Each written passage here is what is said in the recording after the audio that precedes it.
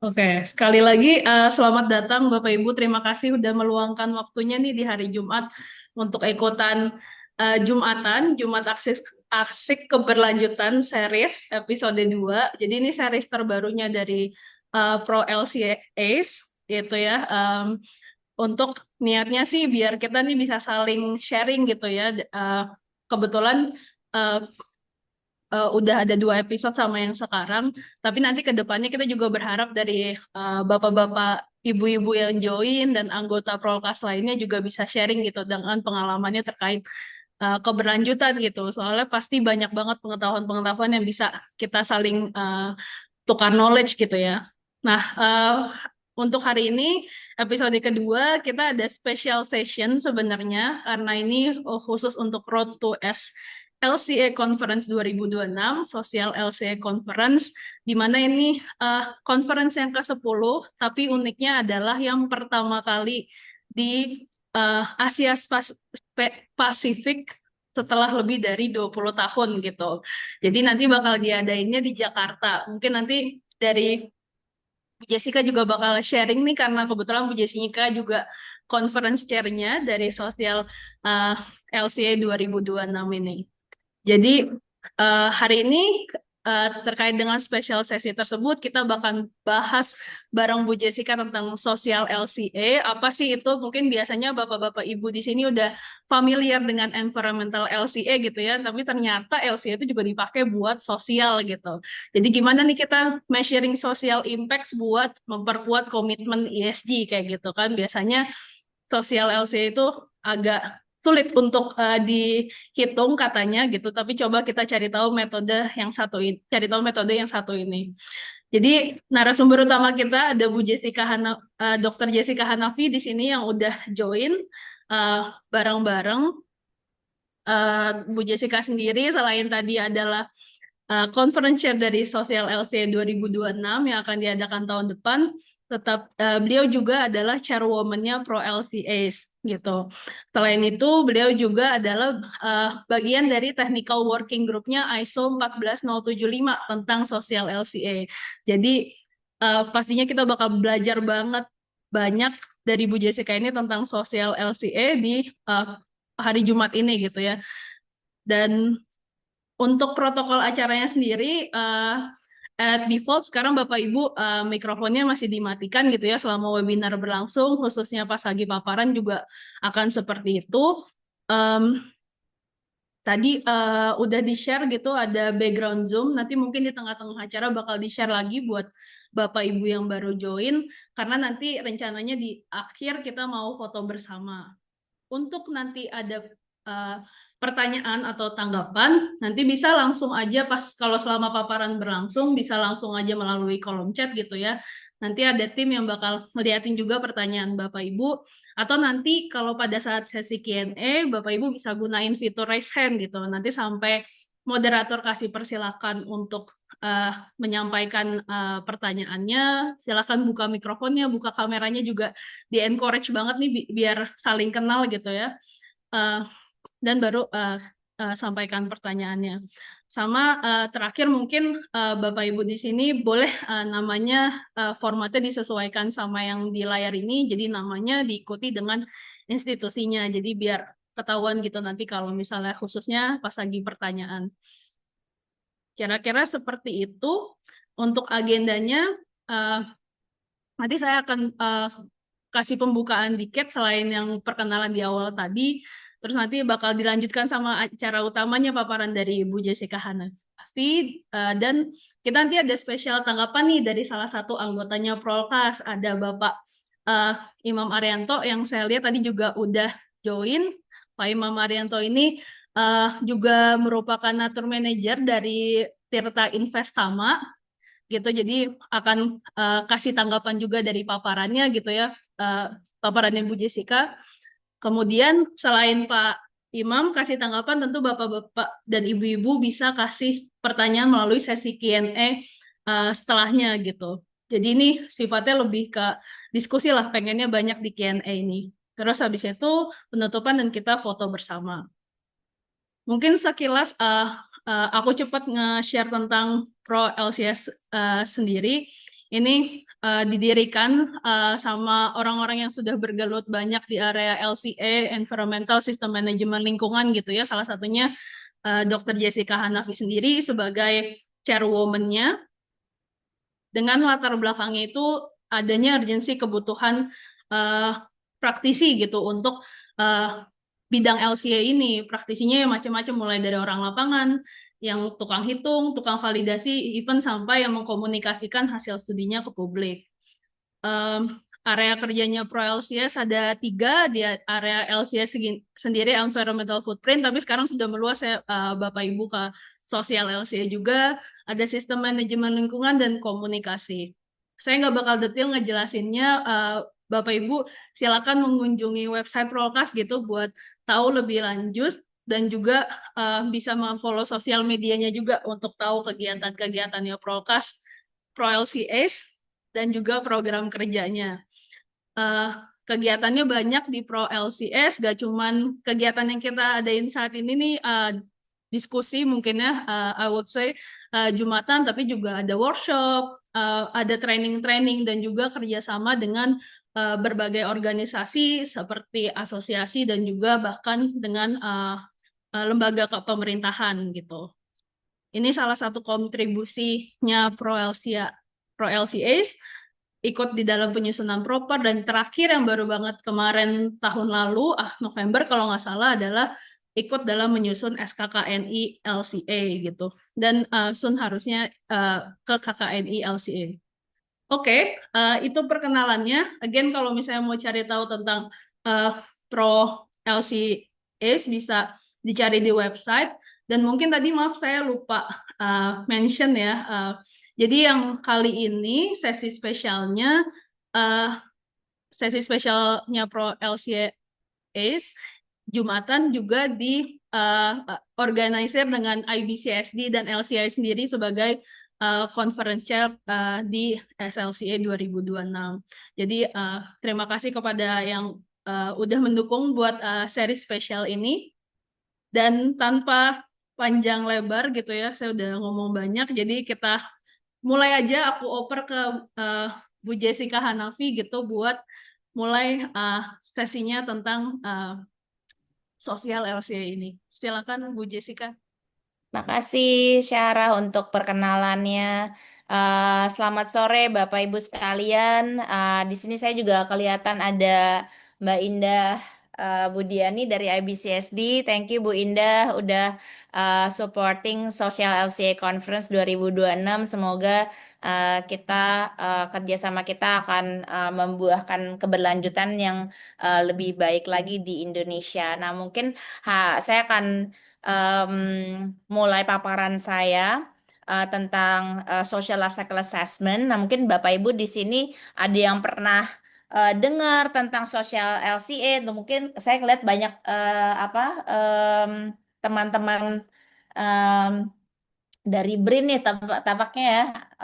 Saya lihat nih ya nanti mungkin bisa memberikan masukan, diskusi dan juga teman-teman yang lain semua.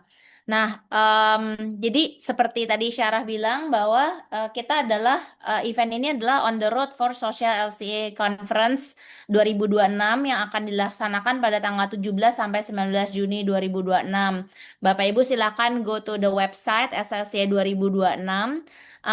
Temanya kita adalah Bhinneka Tunggal Ika gitu ya, Unity in Diversity gitu ya. Kita juga mau showcase ke kalayak internasional bahwa di Indonesia itu kita ada Bhinneka Tunggal Ika, bahwa kita juga sebenarnya merupakan bagian dari kultur kita gitu ya, tentang sosial gitu, it's not something new.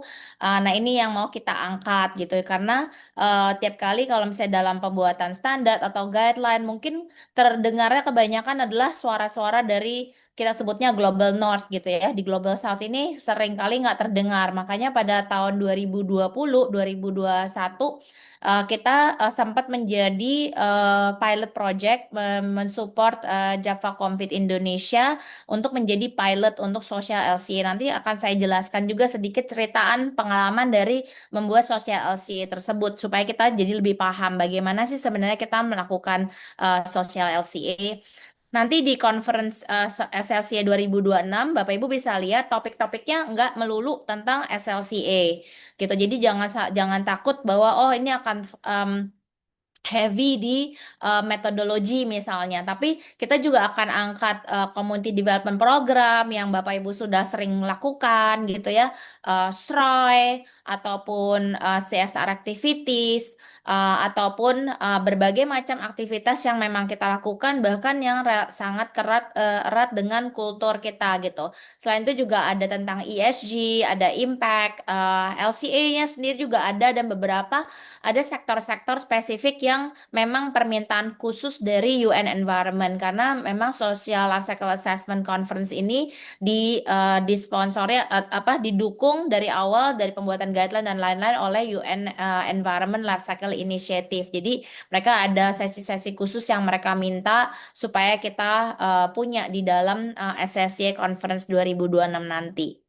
Nah, isu sosial itu seperti apa sih? Ini saya kasih secuplik tentang fashion ya, tentang tekstil. Karena kenapa saya ambil isu ini walaupun isu lain banyak banget? Karena ini adalah bagian dari kehidupan kita sehari-hari gitu. Semua orang pasti menggunakan pakaian gitu ya. Jadi fast fashion seperti quick turnover, high volume, low price gitu ya. Kemudian kompleks global supply chain, environmental impact, social issues. Ini adalah isu-isu yang sering terjadi di fashion, tapi sebenarnya di berbagai macam industri sektor kita juga mempunyai isu-isu yang sama gitu ya. Low wages, mungkin kita masih punya isu itu juga, fair trade, child labor gitu ya, excessive working hours, bahkan kalau kayak di kantoran kita bahkan nggak udah, wah ini beneran masih kerja atau enggak nih, mungkin ada teman-teman yang suka lembur malam gitu ya, apakah ini excessive working hours atau ini modern slavery bahkan disebutnya gitu ya. Eh, Nah, bagaimana ini gitu ya? Ini adalah social issues yang mungkin kita nggak sadar. Untuk beberapa industri gitu ya, bahkan ada yang indecent working condition gitu. Jadi ini adalah hal-hal yang mungkin terjadi. Dan social issues juga kita bicara tentang gender equality, wealth distribution, training and development, itu juga merupakan social issues gitu. Dan di Indonesia kita sebenarnya sudah ada perjuangan kesetaraan gender oleh Ibu Kartini gitu ya. Ini sangat dan kalau misalnya Bapak Ibu kalau kalau saya ngobrol gitu ya dengan teman-teman lain di Eropa misalnya atau di Amerika atau bahkan di Latin gitu ya, banyak yang untuk para wanita itu tidak dibayar sama dengan laki-laki gitu ya. Ini bukan pada ibu-ibu di sini saya lihat beberapa namanya ya, kita sangat privilege di Indonesia, mungkin kita tidak mendapat untuk jabatan yang sama kita dibayar sama gitu ya, bahkan seringkali kalau di Indonesia itu kita nggak ditanya nih ini adalah pekerjaannya untuk laki-laki atau perempuan, kita tidak ada seperti itu. Kalau memang pada saat kenyataannya eh, em, ada banyak preference laki-laki semua atau perempuan semua misalnya, itu karena jenis pekerjaannya yang memang lebih banyak laki-laki yang tertarik, misalnya pekerjaannya apa ya, kendaraan traktor gitu ya, mengendarai traktor, tapi ada nggak perempuan yang di situ? Ya ada aja, mungkin yang memang dia lebih apa namanya, tomboy lah gitu, kita biasanya suka ngomongnya ya, nih saya nggak tahu nih boleh apa nggak ngomong tomboy gitu ya. Tapi kalau saya yang pekerjaan perempuan, pekerjaan yang banyak perempuan juga saya pernah lihat di apa nursery gitu ya, kecil-kecil pekerjaannya sangat detail gitu ya, mungkin laki-laki memang nggak betah gitu ya duduk lama terus mengerjakan pekerjaan yang detail. Jadi bukan karena adanya diskriminasi, tapi memang karena jenis pekerjaan yang lebih di prefer oleh masing-masing gender. Nah, di dalam sosial LCA, sebenarnya apa sih sosial LCA itu gitu ya? Kita tujuan utama dari sosial LCA adalah kita mau mendorong perbaikan kondisi sosial dan kinerja sosioekonomi sebenarnya. Tapi yang kita lihat adalah dari sepanjang daur hidup produk gitu untuk semua pemangku kepentingan. Jadi kalau misalnya di environmental LCA, saya lihat di sini teman-teman mungkin ada beberapa yang sudah familiar dengan environmental LCA. Kita sebutnya cradle to grave, ada dari extraction, ada factory, manufacturing, ada distribution, usage atau konsumsi, kemudian end of life. Nah, di social LCA ini kita identifikasi siapa pemangku kepentingan yang ada di masing-masing each stage of the process atau the value chain gitu. Misalnya kalau dia di perkebunan atau dia di tambang, berarti dia ada community, ada supplier, ada pekerja gitu ya. Kalau di manufacturing ada employee kita, ada worker, ada subcontractor gitu ya, ada mungkin ada shareholder kita juga. Kemudian kalau di distribusi ada supply chain actors-nya, kalau di tahap konsumsi ada konsumen. Jadi kita benar-benar memetakan di setiap tahap daur hidup siapa saja stakeholder yang relevan dengan tahap daur hidup tersebut gitu. Kemudian di dalam social LCA kita akan melihat apa dampak positif dan negatifnya. Kalau di environment biasanya kita lihat oh semuanya hampir semua sih ya, nggak semua ya. Kebanyakan adalah negatif environmental impact gitu ya. Kadang-kadang ada juga positif. Nah, tapi kalau di social LC kita bisa melihat apa yang positif dan apa juga yang potensi menjadi negatif. Sebenarnya dasar pemikirannya tuh sama gitu ya. Sudah umum kita lakukan, tapi dengan adanya ISO 14 14075, sorry tiba-tiba hilang, 14075, kita jadi diajarkan untuk berpikir secara terstruktur gitu. Nanti akan kita lihat. Basis dari LCA masih ada 7 prinsipal LCA bahwa ada life cycle perspective. Nah, fokusnya not only environment tapi juga social, continuous improvement tetap ada functional unit, transparansi, comprehensiveness, dan scientific approach itu tetap kita pegang. Ini adalah beberapa reference untuk social LCA. Jadi ada guidelines dari UNEP Life Cycle Initiative. Ini open for public. Bapak Ibu bisa Google, bisa dapetin dokumennya, guidelines-nya. Ada pilot projects juga.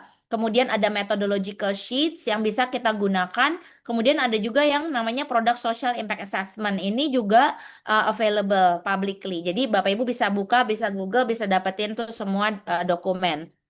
Nah, 14 ISO 1475 yang dipublish di akhir tahun 2024 kemarin itu tentunya berbayar ya. Saat ini belum jadi SNI, saat ini masih di global, belum diadopsi oleh Indonesia. Namun sebenarnya konten-kontennya kurang lebih sama, merupakan serupa dengan yang ada di dalam guideline atau di Product Social Impact Assessment ini. Karena memang penulisnya atau technical working group-nya tadi Syara sudah perkenalkan, juga saya terlibat dan juga teman-teman yang memang menulis bikin guideline ini. Ini nanti bisa dilihat, ada referensinya saya taruh. Nah, di dalam social LCA kita tetap mengikuti kerangka 14040 untuk tahapan goal and scope, inventaris, social life cycle impact assessment, dan interpretation. Jadi ini tahapan 4 ini tetap kita lakukan dan bersifat iteratif. Artinya apa? Pada saat kita identifikasi apa saja yang bisa kita improve, itu akan kita putar terus. Nah, ada beberapa terminologi di social LCA, ada yang kita sebut potential social impact yang alias adalah resiko social risk, misalnya kayak tadi, oh kalau di fashion industry, tekstil itu potensi ada child labor misalnya gitu. Apakah itu menjadi impact? Belum tentu. It is a social risk. Dia akan menjadi impact pada saat dia memang terjadi di supply chain Bapak Ibu sekalian, di value chain Bapak Ibu sekalian. Jadi kita bedakan antara the risk and the impact. Nah, di social hotspot ini adalah di mana itu bisa terjadi gitu ya, di dalam sepanjang value chain-nya, di mana dia akan bisa terjadi, bahkan di lokasi mana dia bisa terjadi itu akan terlihat. Kemudian di sini kita punya social performance, ada social footprint yang merupakan hasil gitu ya. Ibaratnya kalau kita menganalisa hasil kita, kondisi kita sekarang seperti apa nih? Nah, atau baseline kita sebutnya itu adalah social footprint kita. Pada saat kita mulai melakukan intervensi, kita melakukan perubahan-perubahan dari BAU, dia menjadi social handprint. Jadi benar-benar ada tangan kita yang ikut campur untuk mengubah atau mengalter hasil dari social impact-nya. Nah, seperti saya bilang, social LC ini terstruktur. Jadi Bapak Ibu lihat di sini pasti Bapak Ibu melakukan semua deh. Teman-teman yang sudah biasa melakukan sustainability reporting atau ESG reporting atau bikin laporan annual report dan lain-lain atau sustainability division pasti mengenal aspek-aspek yang atau topik-topik yang ada di sini. Bedanya apa? Bedanya lah pada saat kita pertama kita identifikasi nih value chain kita apa. Kemudian dari masing-masing value chain siapa stakeholders yang relevan terhadap yang mungkin terkena dampak gitu ya. Kemudian di dalam social LC sudah ada ibaratnya sudah ada mapping kalau worker ini adalah subkategoris ya topik-topik kalau kita sebutnya di sustainable reporting yang relevan to the worker. Local community ini adalah yang topik-topik yang relevan to local community dan lain-lain. Ini adalah semua adalah populasi dari topik-topik sosial yang relevan. Nanti pada saat kita sudah identifikasi topik-topiknya apa, dan kita masuk ke inventory apa yang perlu kita kumpulkan. Jadi di dalam social essay kita juga sebut ada namanya activity variables. Nah, contoh activity variables apa? Di sini kita kalau kita membuat satu sepotong baju gitu misalnya, nah berapa banyak sih pekerja yang bekerja untuk membuat baju tersebut. Jadi kita bisa masuk di sini contohnya child labor ya, tapi kita bisa simply menggunakan man hour misalnya gitu. Man hour-nya berapa nih? Sehingga dari awal dari cradle sampai dengan grave-nya si pembuatan baju ini kita punya berapa nilai man hour-nya. Atau bisa juga kita mau memonitor kecelakaan kerja gitu misalnya. Kita bisa memonitor pada saat kita jadi produk ini misalnya baju tadi berapa banyak kecelakaan kerja yang terjadi gitu. Jadi ada activity variables-nya yang bisa kita hitung. Di dalam LCA sama environmental ataupun social LCA kita tentunya harus mendefine scope kita apa, objeknya apa, variabel apa yang penting, stakeholdernya siapa, topiknya apa, dia kita sebutnya sebagai kategoris dan subkategoris gitu ya. Kemudian datanya yang mau kita kumpulkan bagaimana, ada jenis assumption-nya seperti apa, itu semua kita define. Dan kita juga bisa menggunakan berbagai macam data-data yang memang kita sudah gunakan sebelumnya, Bapak Ibu. Jadi, misalnya Bapak Ibu sudah melakukan CSR activity. Oke, datanya apa aja nih? Berapa banyak beneficiary-nya? Berapa banyak investment-nya misalnya? Itu bisa kita gunakan. Jadi data-datanya yang kita gunakan ini tidak terbatas kita harus bikin ulang, enggak, tapi kita gunakan semua data-data yang ada di perusahaan. Misalnya Bapak Ibu punya data tentang training hours, silahkan digunakan gitu. Itu adalah bagian dari inventory kita. Jadi pada saat kita menetapkan goal and scope, kemudian kita mulai menggather primary data. Jadi kayak di sini nih kita punya misalnya worker, kita mau lihat working hours, kita mau lihat forced labor misalnya, kita bisa melakukan materiality survey gitu ya, materiality assessment untuk menentukan topik-topik mana dari setiap stakeholder ini yang relevan dan yang mau kita bahas gitu. Kemudian dari situ kita mulai mengumpulkan data. Baik datanya bisa bersifat data sekunder dari literatur ataupun data primer dari organisasi gitu. Jadi ini bisa kita lakukan. Datanya dari mana? Bisa saja kita gunakan survei gitu ya, kita kumpulkan. Survei-surveinya bisa survei yang independen gitu ya. Karena isu-isu sosial sangat sensitif sehingga kadang-kadang kita kalau misalnya kita tanya nih, ada ada ada terjadi apa-apa nggak dengan kamu misalnya gitu ya, kita mungkin merasa takut gitu, apalagi kalau yang menanyakan adalah misalnya dari perusahaannya sendiri gitu kan, takut jawabnya gitu. Fair trade gak? Wah takut saya bilang aja deh fair gitu, padahal enggak gitu misalnya. Jadi kita perlu adanya pihak ketiga yang bisa secara objektif menilai bagaimana hal tersebut terjadi gitu. Setelah kita gather primary data sama kayak LCA, kita juga menghitung impact-nya apa. Nah, impact-nya bisa dari monetization, bisa dari actual impact dari si kondisi seseorang, misalnya yang paling relevan sebenarnya yang saat ini sudah Bapak Ibu sering lakukan mungkin social return on investment itu bisa digunakan pada tahap social impact assessment ini gitu. Jadi di social impact assessment kita punya dua jenis metode ya, dua jenis approach pendekatan. Satu adalah kita sebutnya tipe satu ini adalah reference scale atau kita sebutnya performance. Yang tipe 2 adalah impact pathway, ya, impact pathway. Bedanya apa?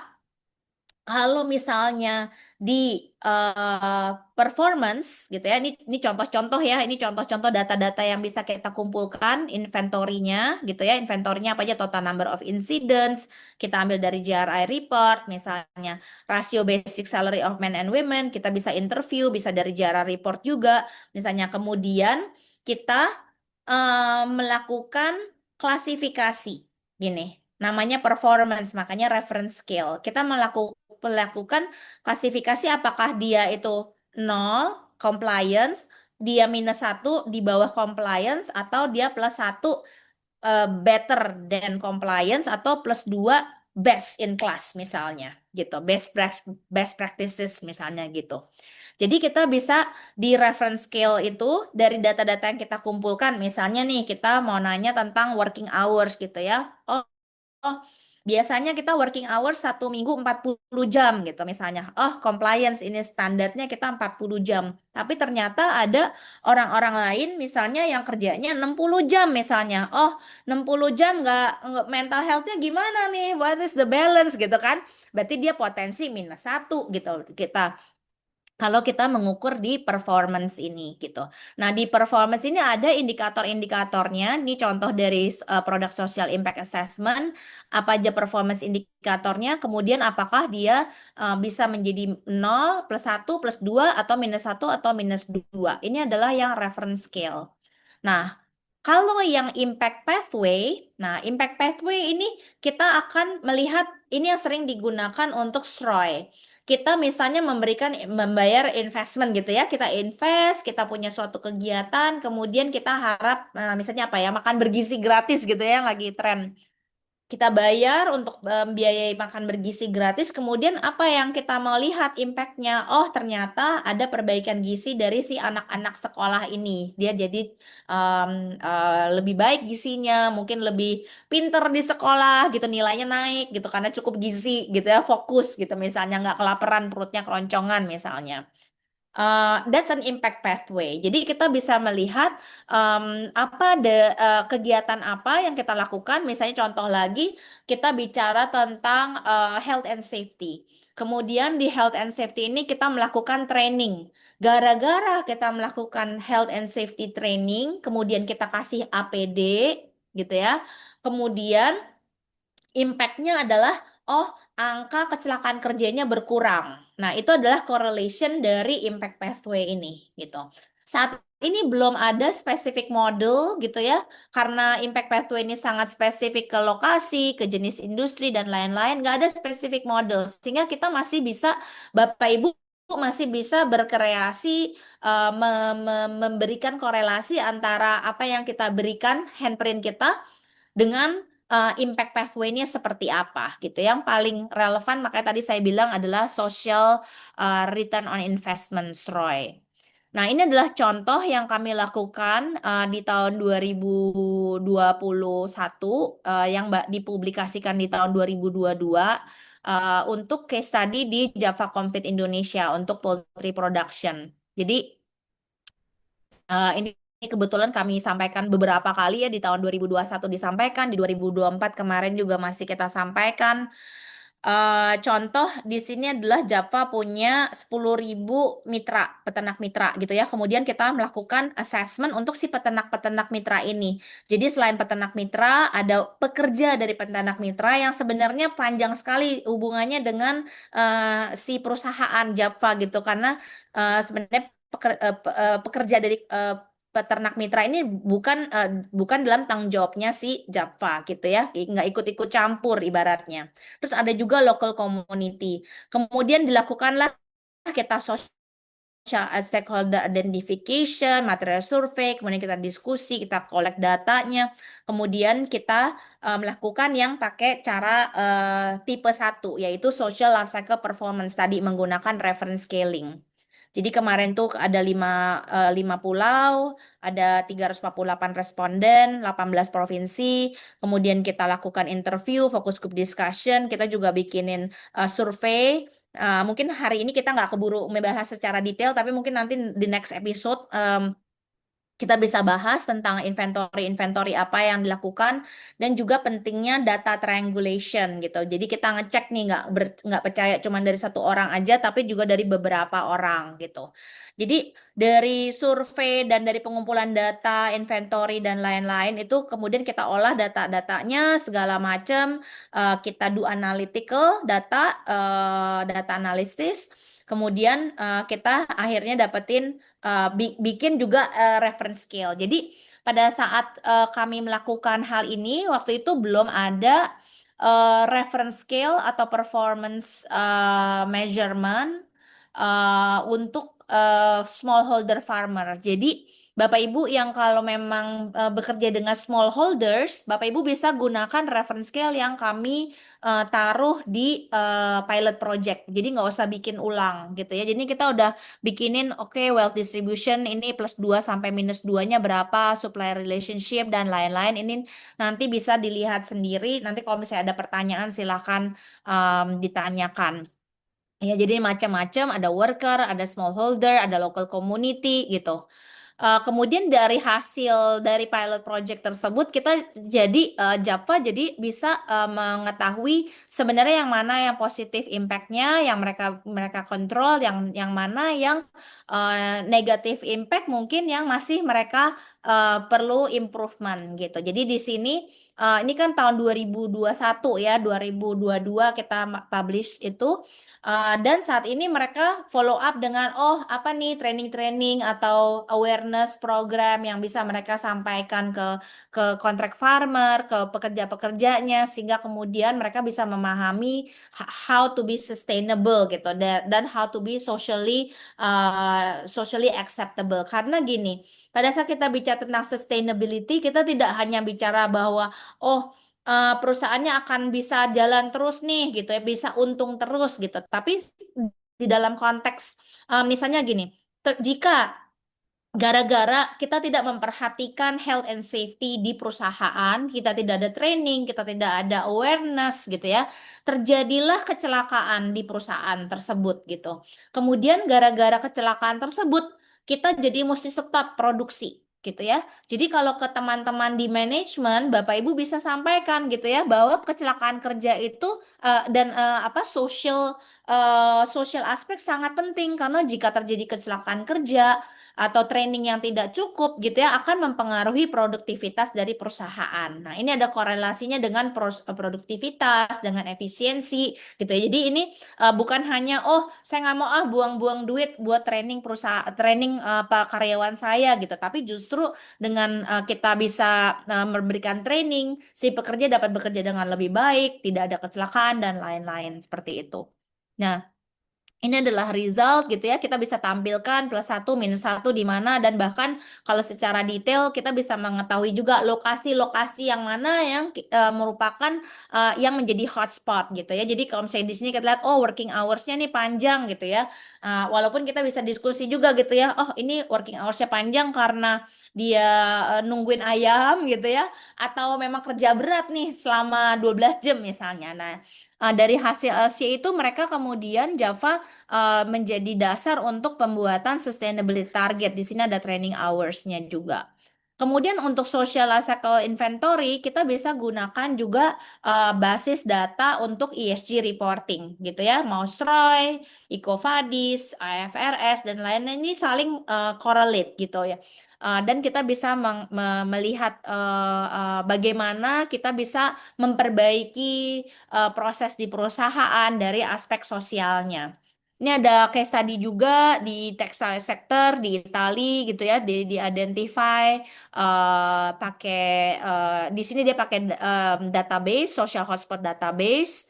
Jadi kalau social hotspot database itu melihat sektor dan juga lokasi ya, geografinya di mana. Sehingga melihat oh ini potensi ada risk gitu. Dan kemudian mereka juga lakukan nah di sini ya impact kategori berdasarkan database ini tinggi dan lain-lain. Tapi database ini hanya sebagai identifikasi potential risk, bukan actual impact dari kegiatan Bapak Ibu sekalian gitu. Jadi apa mungkin terakhir gitu ya sosialisasi dalam mempunyai metodologi yang robust kalau kita memahami secara utuh cara berpikir yang terstruktur gitu ya kita jadi nggak perlu mikir gitu jadinya ya pada saat kita oh apa ya yang mesti jadi inventory oh apa ya yang topik kategori yang mesti relevan nah kita nggak usah mikir itu lagi gitu ya karena udah ada template ibaratnya dari metodologi-metodologi yang udah ada ini, pilih stakeholdernya, dari step stakeholder, pilih kategori dampaknya seperti apa, kita bisa lakukan survei, materiality assessment, kemudian kumpulin data, kemudian baru kita spend time mungkin lebih banyak di inventory-nya, bagaimana kita mau menganalisa, kita slice and dice datanya seperti apa supaya bisa memberikan benefit ke perusahaan gitu. Dan mungkin yang highlight dari di sosialisasi tadi ini adalah kita melihat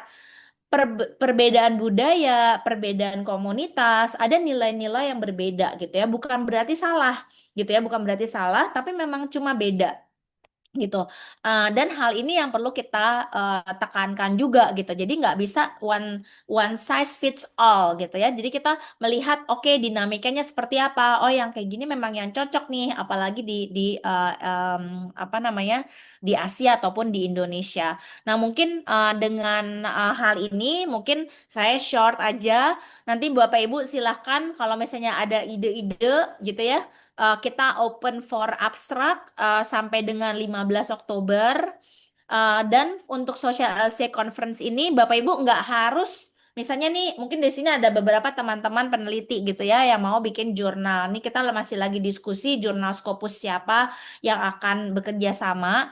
Tapi kalau misalnya perusahaan-perusahaan yang, aduh saya nggak mau deh nulis jurnal, saya mau presentasi aja, itu juga boleh. Jadi masukkan abstraknya, jadi bisa presentasi jurnal menulis jurnal is optional ya gitu. Tapi kalau misalnya Bapak Ibu taruh di situ dengan international peers Indonesia tentunya akan jadi kelihatan oh kita tuh sebenarnya udah lakukan banyak loh gitu ya.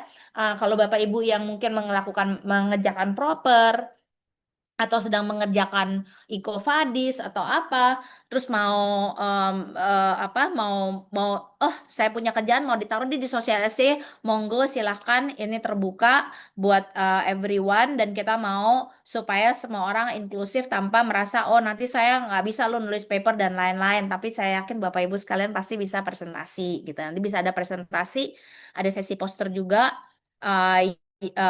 Apa namanya masukin aja abstraknya sudah dibuka sampai dengan 15 Oktober. Mungkin sekian. Kalau misalnya ada pertanyaan, silahkan Bapak Ibu. Tadi seperti Syara sudah sebutkan, kita sifatnya diskusi untuk yang webinar kali ini. Silahkan. Mungkin saya kembalikan ke moderator atau udah ada pertanyaan atau Iya. dari ini ya penanggap ya. Iya, benar Bu Jas. Makasih dulu Bu Jas buat sharingnya gitu ya. Sekarang ngelihat LCE tapi ternyata ada sosial perspektif nih. Jadi nggak ngeliatin dampak lingkungannya aja, limbahnya kemana, tapi yang terdampak lingkungannya gimana, pekerjanya gimana gitu ya. Jadi iya seperti yang di awal kita ada spesial penanggap gitu ya. Sebenarnya pas juga nih Pak Imam yang ngasih pertanyaan pertama tuh di kolom chat. Jadi langsung aja nih diajak Pak Imamnya buat uh, menanggapi gitu ya Pak atas paparannya Bu Jessica. Silakan Pak Imam. Iya, terima kasih Bu Jessica. Ini lagi situasi dan suasananya lagi di luar, jadi Oke, mudah-mudahan cukup jelas suaranya. jelas Pak. Eh, jelas ya. Terima kasih Bu Jessica. Ini tentu terang bagi saya pribadi atau mungkin bagi kami atau mungkin kita semua itu hal yang relatif baru. Jadi tadi saya juga menyampaikan beberapa hal terkait misalnya environmental, sorry, kalau di LC itu kita punya impact kategori, maka bayangan saya tentu akan ada sosial impact kategori, di mana setiap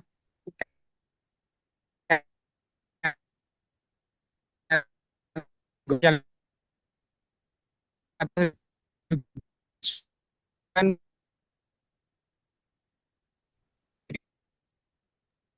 Maaf Pak di Imam, safety kita punya suaranya misalis, agak so putus-putus tadi. ya oke. Mungkin saya coba sorry, kamera saya matikan dulu sebentar. Ya, Ya, silakan. jadi sudah lebih lancar. Ya, Ya. Oke, jadi maksud saya gini, di berbagai macam social impact kategori mungkin kita juga sudah melakukan analisis secara terpisah gitu ya. Di sosial betul, Bu Jessica, kita sudah melakukan SROI, mungkin juga beberapa rekan-rekan juga sudah melakukan hal yang sama. Kemudian di safety kita punya HIRA, Hazard Identification Risk Analysis. Kemudian juga di aspek yang lain mungkin juga ada beberapa. Kemudian di sustainability report kita juga melakukan assessment berdasarkan standar yang tadi Bu Jessica juga sudah sebutkan.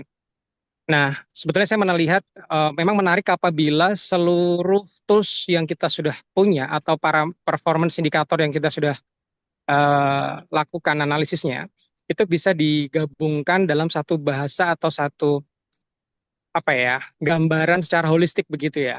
Jadi social impact kategori dengan beberapa em, indikator. Nah, sedikit saya informasikan selain itu kita itu juga punya beberapa isu, Bu Jessica. Misalkan kalau kita bicara eh, pekerja, itu ada yang memang merasa lemburnya kurang. Kalau kita ngomong tadi kayak contoh lembur gitu ya, ada yang merasa lemburnya berlebihan. Terus nanti ada ngomongin mental health itu yes itu hal yang valid.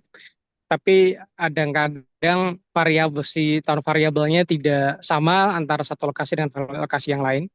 Jadi kalau kita ketahui karyawan itu punya beberapa isu. Kalau kita ngomongin karyawan, mulai dari health, safety, kemudian kenyamanan bekerja, kemudian terkait dengan salary atau kemudian kesejahteraan, isu gender dan lain sebagainya. Nah, mungkin itu yang belum atau perlu kita lakukan analisa secara terintegrasi sosial isu yang ada di internal pabrik gitu ya atau di internal manufacturing. Kalau di luar kita cukup banyak toolsnya ya, ada SROI, ada mulai dari social mapping, kemudian kita assessment programnya menggunakan SROI gitu. Nah, jadi saya kebayang di pabrik kita punya alat ukur, mungkin ini bisa dibantu dengan SLCE, tapi nanti bagaimana memadupadankan dengan SROI yang kita punya di program community development, baik itu yang menyentuh area resources kita, atau mungkin yang menyentuh area hilir kita. Hilir kita tuh ada konsumen, ada masyarakat ring satu gitu. Nah, ini sebenarnya menarik bagi saya, cuman mungkin boleh dibantu ini Bu Jessica nanti mensimplifikasi proses ini supaya mungkin tergambar lebih mudah. Mohon maklum karena memang kita ngelihatnya dari cara berpikir environmental impact assessment ya, LCA gitu ya Bu ya. Kalau Bu Jessica jelaskan di Cradle ada apa, di tengah ada apa, di Grave ada apa itu kita cukup bisa membayangkan secara runut. Nah, cuman sosial ini mungkin harus kita bisa pahami lagi bagaimana mengintegrasikan seluruh parameter dampak, di mana kita juga sudah memiliki beberapa performance analysis existing gitu ya, yang ada di pabrik atau di perusahaan. Dari baik saya Pak. mungkin itu dulu, Bu Jessica, Baik Mbak Pak. Sarah. Terima kasih kesempatannya. Pertanyaannya sangat bagus sekali Pak Imam. Jadi Ya, sebenarnya kata-kata kuncinya udah Pak Imam kasih sendiri tuh, integrasi. Jadi di sosial LC ini kita mengintegrasikan. Jadi kalau misalnya di environmental LC kita punya kategori dampak, impact kategoris. Di kita di sosial itu top kategori kita adalah stakeholder kategori. Jadi ini nih semua nih worker, local community, value chain actor, consumer, society dan children ini. Ada 6 stakeholder kategoris. Dan pada saat kita melihat di masing-masing rantai gitu ya. Misalnya kita di ekstraksi nih di awal nih dari raw material nih. Di raw material ini misalnya kita ada community. Raw material misalnya community kita ada di Sumatera misalnya gitu ya. Just for the just for discussion. Misalnya dari Sumatera. Community yang di Sumatera dengan community yang ada di pabrik, misalnya di manufacturing nih, kita ada community juga nih. Ini akan mempunyai isu yang berbeda gitu. Isunya apa? Isunya adalah yang kita masukkan di sini sebagai subkategori gitu, subkategoris. Jadi mungkin local community yang ada di Sumatera misalnya, kita mungkin taruhnya cultural heritage gitu. Kita masukin di sini. Oh, ternyata ada cultural heritage yang kita, atau mungkin migration ya, ada banyak transmigran gitu ya, di Sumatera banyak transmigran. Jadi kita taruhnya topik delocalization dan migration untuk stakeholder local community yang ada di kebun misalnya. Tapi untuk stakeholder local community kita yang di sekitar pabrik, yang di manufacturing, itu beda. Mereka mungkin bicaranya tentang access to material resources gitu ya, meeting basic needs misalnya seperti itu. Jadi dari setiap tahapan daur hidupnya ini, kita identify dulu si stakeholdernya menjadi topik kita, stakeholdernya ini, kategori kita, stakeholder kategori. Kemudian di setiap stakeholder kategori baru kita jabarkan topik-topik apa yang relevan di situ. Kemudian kita kan punya data ya yang kita kumpulkan tadi Pak Imam sudah sebutkan dari GRI, dari mana, dari training, ada data-data semua deh. Kita compile itu untuk mengisi nih di dalam big data kita gitu ya, bahwa data yang mana. Nah, misalnya ini ya kita discrimination misalnya atau equal opportunities ini contohnya gitu. Data apa yang kita gunakan di sini kita taruh datanya. Jadi dari setiap stakeholder dan topiknya dia akan punya data-data yang sudah kita kumpulkan gitu. Tapi levelnya di sini masih berupa inventory. Kita masih ngumpulin data saja, belum kita analisa. Gitu ya, saya nggak tahu nih Bapak Ibu sekalian itu udah sampai detail deep analisis atau belum. Analisanya kita lakukan pada saat kita melakukan impact assessment di sini. Kita baru mappingkan, oh kita itu tadi seperti Pak Imam bilang, di wilayah tertentu itu kita anggap masih oke lah dia itu masih cukup misalnya atau apa ya gitu ya, masih compliance lah. Tapi di tempat lain ini nggak comply nih gitu ya. Contoh adalah kita UMR gitu ya, fair wage misalnya. Pada saat kami desain the reference scaling untuk fair remuneration kalau nggak salah gitu ya, kita bicara tentang yang di sini bukan nilainya yang kita taruh, tapi compliance adalah apakah gaji sesuai UMR, misalnya seperti itu. Bahkan kita ada berdiskusi lagi, ini UMR atau living wage ya, living wage ya kita sebutnya ya, biaya hidup, nilai biaya hidup atau dia UMR. Nah, itu kita diskusikan pada saat kita mendevelop yang mana yang kita anggap sebagai standar, yang mana yang kita anggap better, dan yang mana yang kita bilang itu worse gitu situationnya. Mungkin menyambung seperti itu keadaannya gitu ya, cara kita melakukannya. Mungkin menyambung juga sekalian saya jawab karena akan relevan dengan pertanyaannya Bu April ya, kalau nggak salah ya. Ada pertanyaan dari Bu April. Bu April menanyakan apakah kita menggunakan ukuran yang sama gitu ya, Bu ya, ininya. Jawabannya adalah iya, kita gunakan standar yang sama. Ini gimana nih? Close window, stop sharing. Oke. Kita eh gimana nih ya? Kok hilang nih? Saya punya layar. Sebentar, saya lagi nyariin escape. Mohon maaf technical inian. Mana dia saya punya layar close window. Oh, ini dia stop share. Oke, sorry baru ketemu. Em, apakah reference scale-nya akan sama di setiap kategori untuk setiap jenis usaha? Idealnya iya. Karena kalau misalnya kita beda-beda, nanti referensinya akan sama yang menjadi dasar. Kalau beda-beda nanti ntar yang satu 5 bagus, yang satu 10 jelek gitu misalnya gitu ya. Jadi kita mesti menilai secara identik. Nanti boleh dilihat Bapak Ibu sekalian reference scale yang dibuat di pilot tersebut. Semoga itu menjawab ya Pak Imam sekalian Bu April. Ini ini saya jawab langsung share apa mau pakai moderator? Iya, boleh Bu, Jawab langsung dijawab ya. langsung atau Kalian yang bertanya boleh juga kalau mau nanti setelah ditanggapi sama Bu Jessica eh, bisa speakernya dibuka gitu ya buat nanggepin langsung juga boleh. Silakan Bu, boleh dilanjut. ada pertanyaan lanjutan dari Bu Tabita Panggabean. Proses stakeholder identification sama dengan dalam penyusunan SR? Yes, betul. Gitu ya. Cuman kalau di dalam SR kan kita nggak memisahkan di tahapannya ya, Bu. Biasanya kita langsung aja bebas nih semua. Oh, siapa aja nih? Oh, langsung community gitu.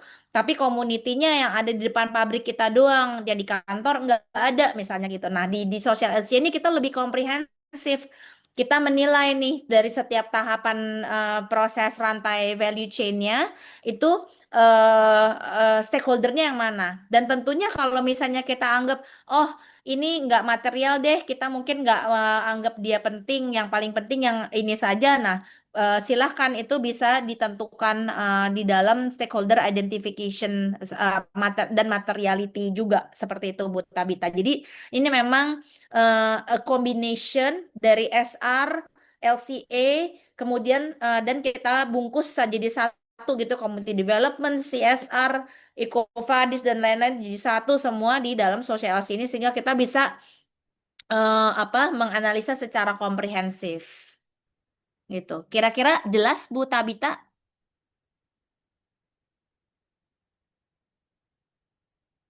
Oke. Nah, kemudian saya lanjut ke pertanyaan dari Bu Erni ya. Bagaimana perbedaan nilai budaya mempengaruhi menilai dampak sosial dalam SSY di berbagai negara? Apakah SSY digunakan negara barat jika terapkan negara dengan bulk teknologi? Ini memang sangat-sangat relevan ya Bu Erni. Terima kasih pertanyaannya. Ini kenapa pada saat kita melakukan social LCA pilot pertama itu kita ada kami sebagai representatif di Global South. Dan juga kenapa ini juga kenapa kita berhasil dijadikan conference organizer untuk SSC 2026 karena salah satu argumen kami pada saat proposal itu adalah kita mau showcase apa yang terjadi di Asia ini beda loh gitu. Karena kita sempat ada diskusi juga gitu ya antara Global South dan Global North itu. Misalnya di Latin Amerika. Di Latin Amerika itu anak-anak dari muda itu udah diajak bekerja. Bukan jadi child labor tapinya. Diajak bekerja supaya ada apprenticeship. Mereka sebutnya sebagai apprenticeship. Jadi tetap sekolah tapi diajarin, oh ini loh caranya begini, begini, begini gitu ya.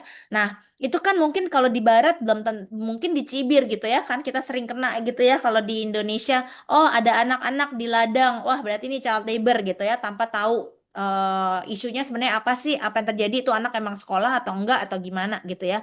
Nah, makanya di dalam sosialisasi ini kita benar-benar melakukan interview in depth apa sih ini antara child labor atau apprenticeship atau yang lain-lain sehingga perbedaan nilai budaya tadi pada saat kami melakukan pilot itu terlihat antara budaya di Jawa nih ya, nggak usah pergi ke belahan pulau ya, di Jawa itu di Jawa yang daerah pesisir dengan Jawa yang di dalam itu berbeda gitu. Jadi kalau saya tidak salah ingat di pesisir itu lebih banyak orang chatty ya, sharing knowledge, sering ketemu, gak berdiskusi. Tapi kalau yang Jawa yang di dalam itu lebih apa namanya lebih nggak enak hati mungkin ya seperti itu. Jadi itu terlihat dan ada beberapa nilai-nilai budaya yang mungkin terlihat dan ini yang mau kita highlight gitu ya. Mau kita highlight di sosialisasi yang nggak bisa one size fits all gitu. Jadi kalau misalnya Bapak Ibu punya punya kasus-kasus, oh ini loh, ini beda loh, ini seperti ini loh. Nah itu yang perlu kita angkat supaya kita menjadi kaya di sini. Jadi kita nggak one size fits all, walaupun ya gitu ya ada general apa ya pemahaman yang harus kita samakan. Misalnya contoh. Oh, pekerja di konstruksi nggak mau pakai APD karena gerah, susah gitu ya. Tapi kejadi kecelakaan melulu gitu misalnya. Sehingga kita harus paksa ibaratnya harus pakai APD gitu seperti itu. Jadi hal tersebut kita mesti bedakan apakah oh ini adalah culture atau ini adalah sesuatu yang mungkin dapat mengganggu produktivitas at the end. Nah, ini ada pertanyaan lagi. Semoga menjawab ya Bu Erni ya. Tapi kalau misalnya mau menanggapi silakan.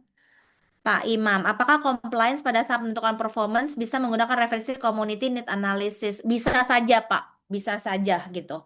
Jadi sebenarnya idealnya ya, Pak ya, kita itu mesti rembukan dulu dari berbagai macam pihak gitu ya. Kita bilang ini loh yang dianggap sebagai compliance.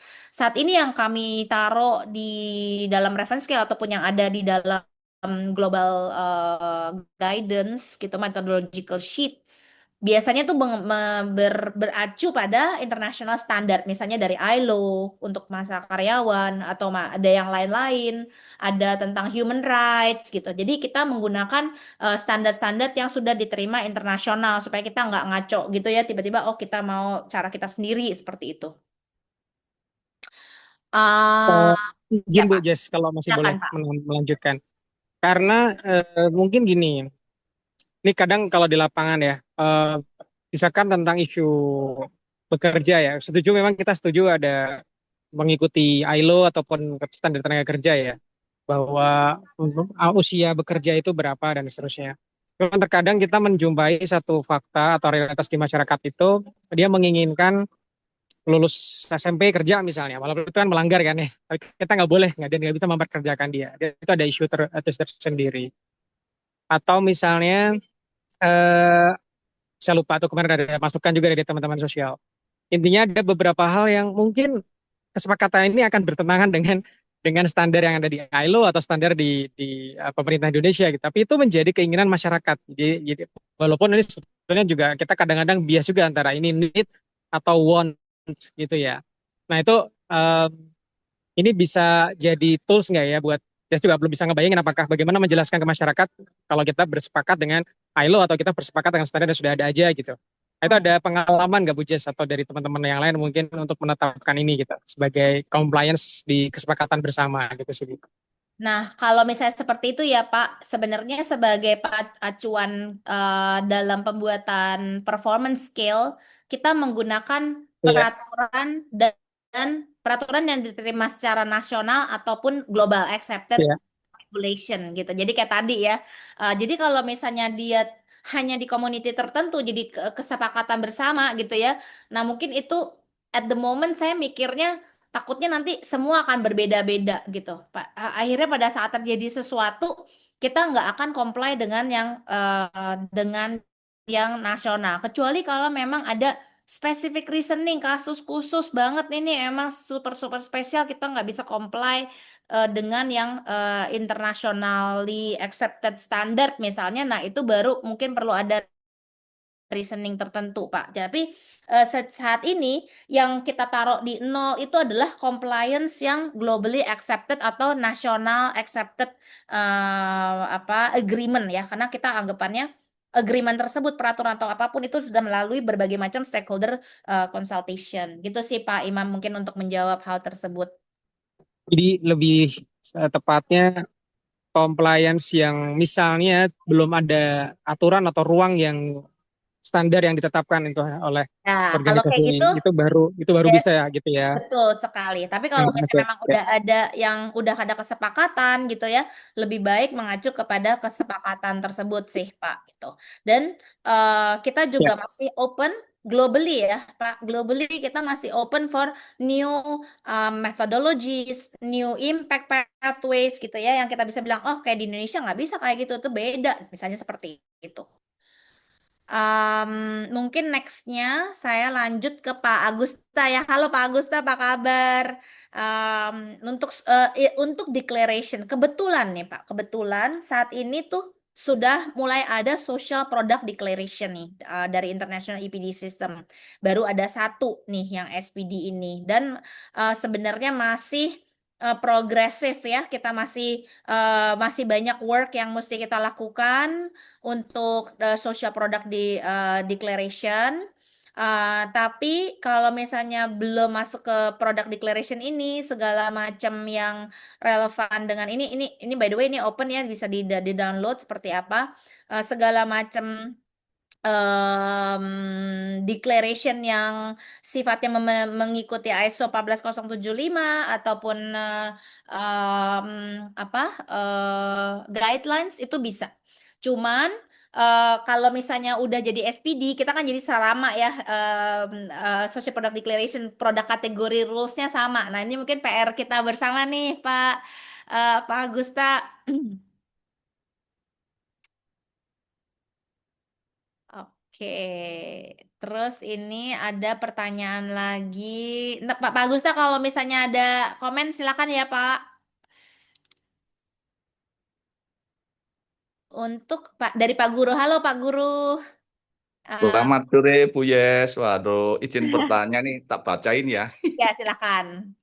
Iya, ini Bu, teman-teman industri yang baru mengenal, kalau bisa mendengar itu, gitu, waduh, ruwet tepol gitu, gitu. Kalau bagi tadi Pak Imam atau Bapak yang lain biasa kan.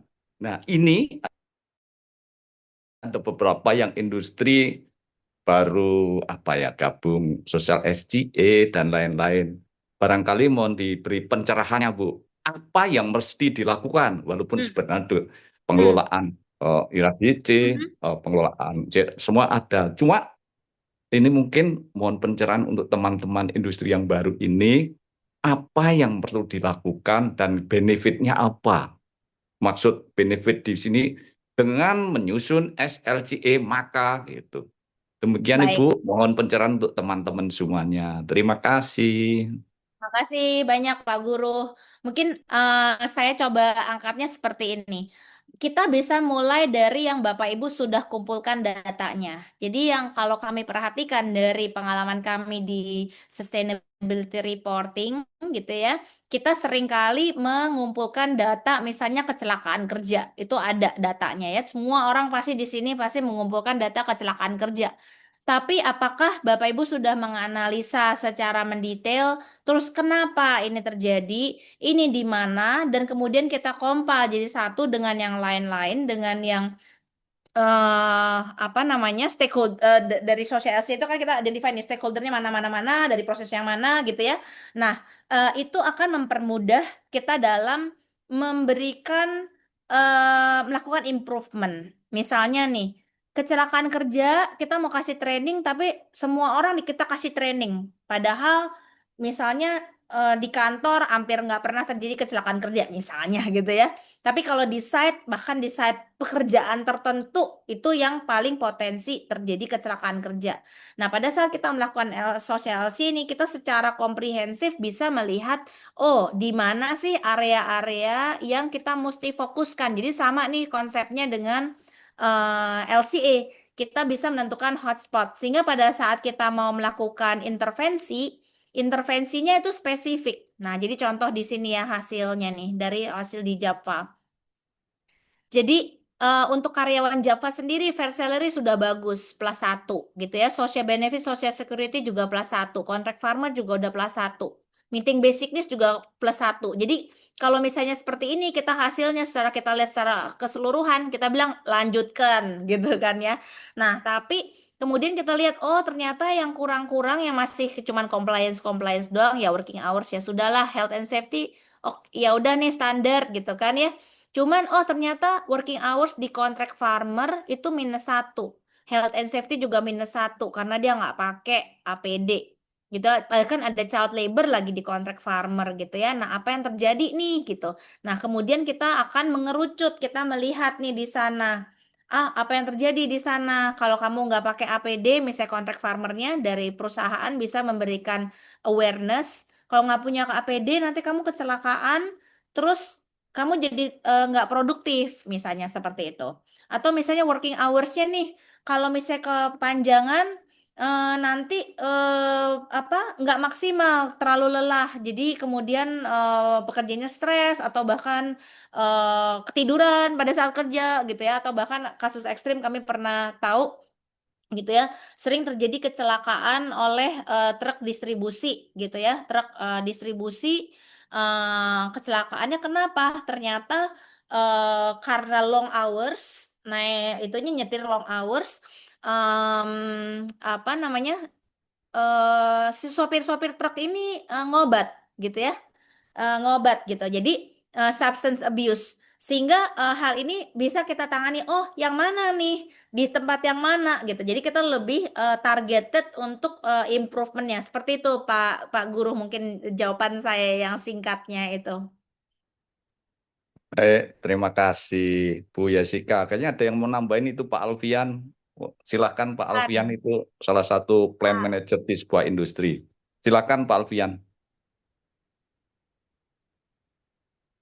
Terima Iya, Bu. kasih Bu Yes. Ya, silakan Pak Alfian. Terima kasih Bu diberi kesempatan. Sebenarnya saya baru mendengar yang namanya social LCA ya. Biasanya kami kan berkecimpungnya di industri Bu ya. Ya Pak. Kebetulan industri semen nih. Bahwa produk kami LCA-nya seperti apa udah kita buat. Nah, untuk sosialnya memang kita belum Bu. Nah, apa yang harus saya lakukan Bu? Apa perlu training gitu ya untuk coba membuat social LCA ini Bu?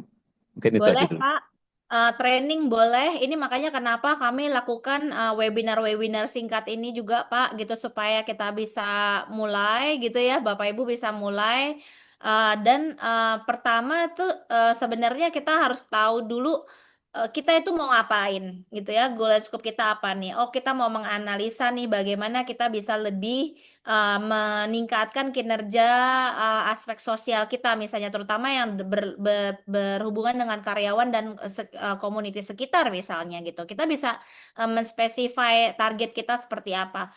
Kemudian yang selain itu adalah kita memprioritaskan stakeholder yang mana yang kita mau tuju gitu ya. Terus topik-topik apa yang kita mau tuju yang lebih spesifik gitu, sambil mengkurasi sebenarnya dari perusahaan tuh udah kumpulin data apa aja sih gitu.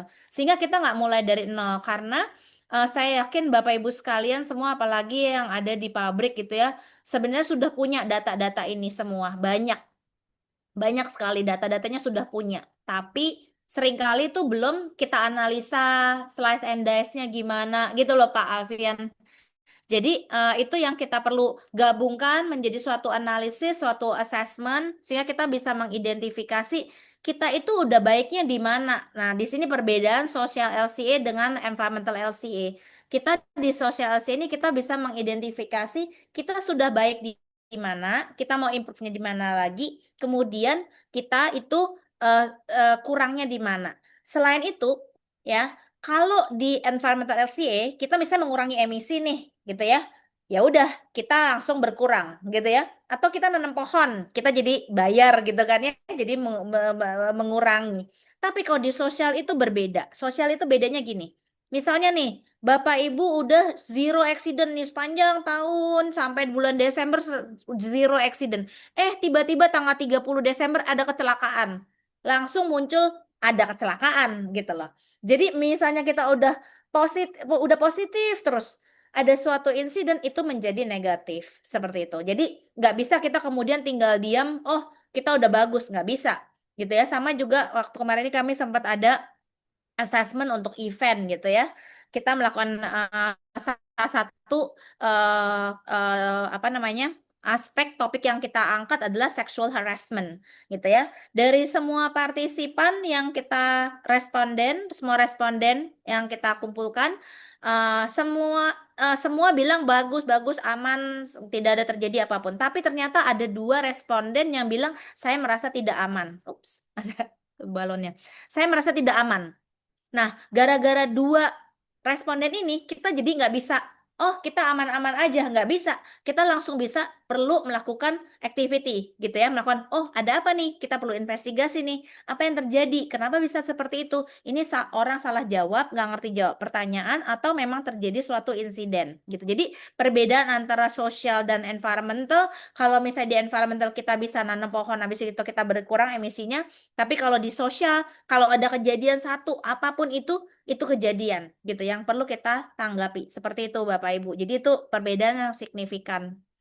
Jadi kalau misalnya mau mulai mungkin bisa dari apa yang Bapak Ibu sudah punya, data-data apa kita compile. Nanti kalau misalnya mau ada diskusi lanjutan atau training, silahkan.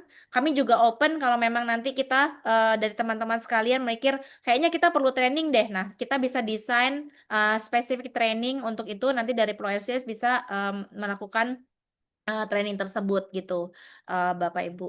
Ini nanti Pak Agusta menyusun indikator EIP ya Pak ya. Oke Pak, silakan Pak diselaraskan. Nanti kita akan menarik sekali untuk di Eco Industrial Park ya Pak ya, sosialnya.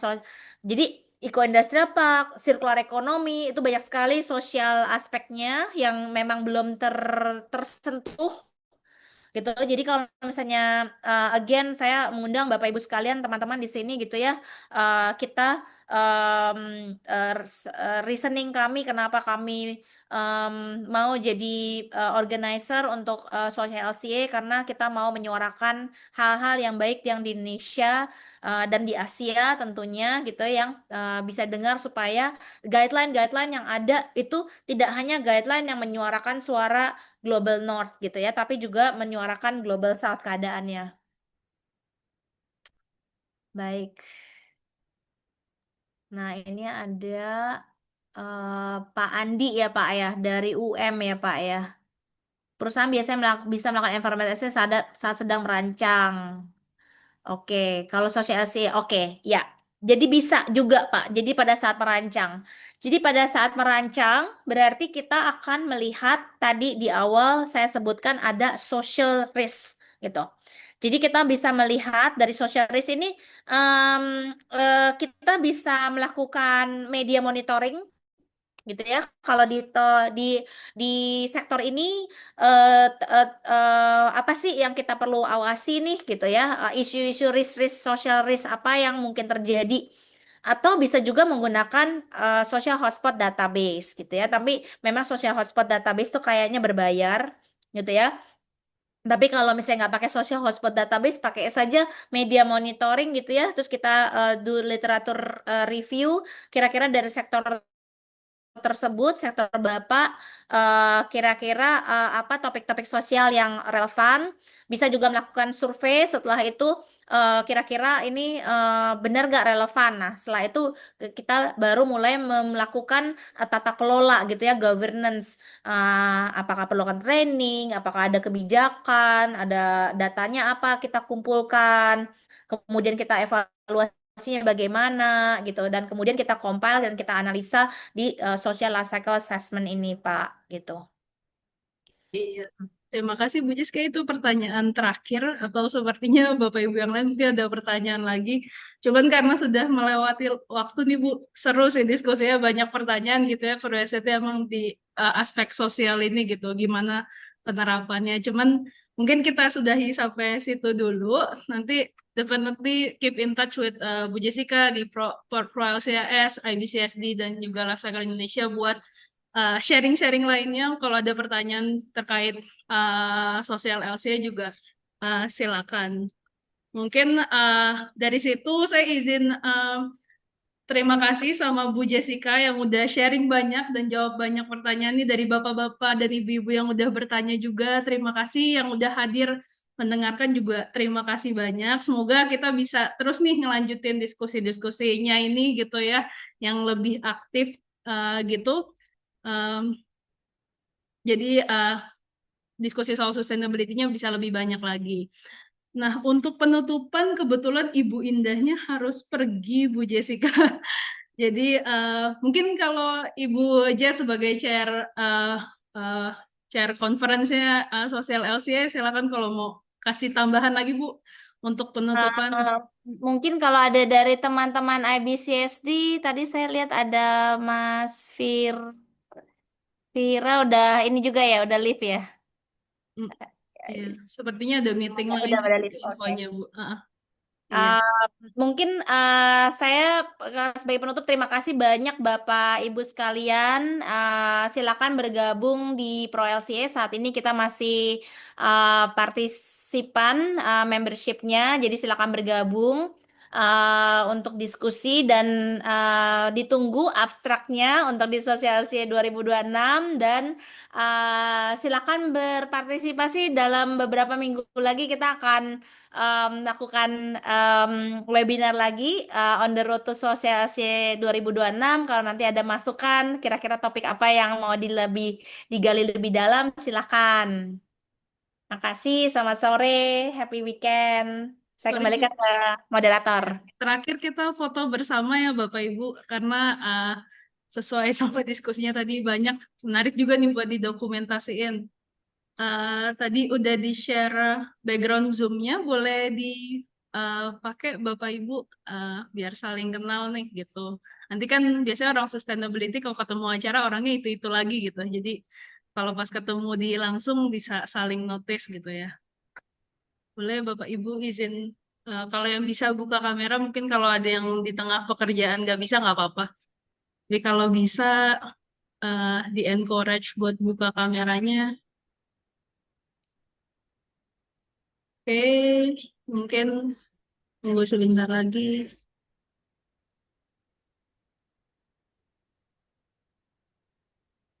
Sip. Mungkin dari Gloria boleh bantu foto ya?